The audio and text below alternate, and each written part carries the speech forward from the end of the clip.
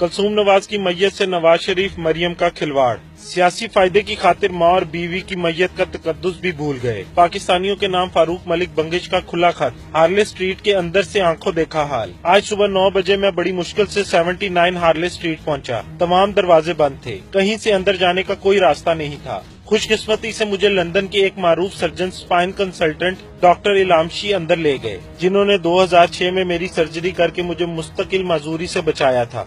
इस वक्त मैंने अपनी किताब दी बर्थ ऑफ बॉम्बर इनके नाम से मंसूब की थी।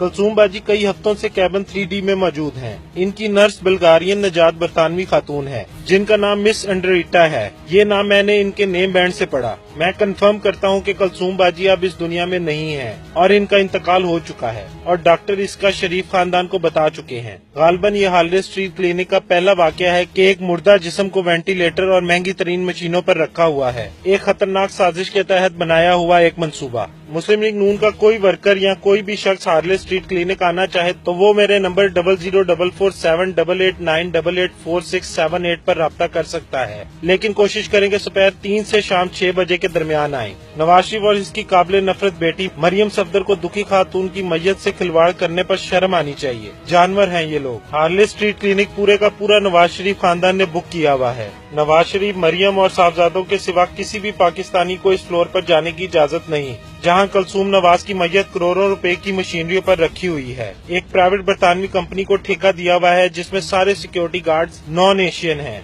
जिन्हें उर्दू नहीं आती। शरीफ खानदान ने अस्पताल इंतजामिया को पाकिस्तान से लूटे गए अरबों में से करोड़ों अदा करके इनका मुंह बंद कर दिया है और साथ ही ये मुआहदा भी किया गया है कि कोई भी डॉक्टर या नर्स बगैर किसी तलाशी के अंदर या बाहर नहीं जा सकेगा। मुझे शदीद तकलीफ है कि मैं पिछले 15 साल से नवाज शरीफ को सपोर्ट करता रहा। नवाज शरीफ इंसान के लाने के भी काबिल नहीं। फारूक मलिक बंगिश।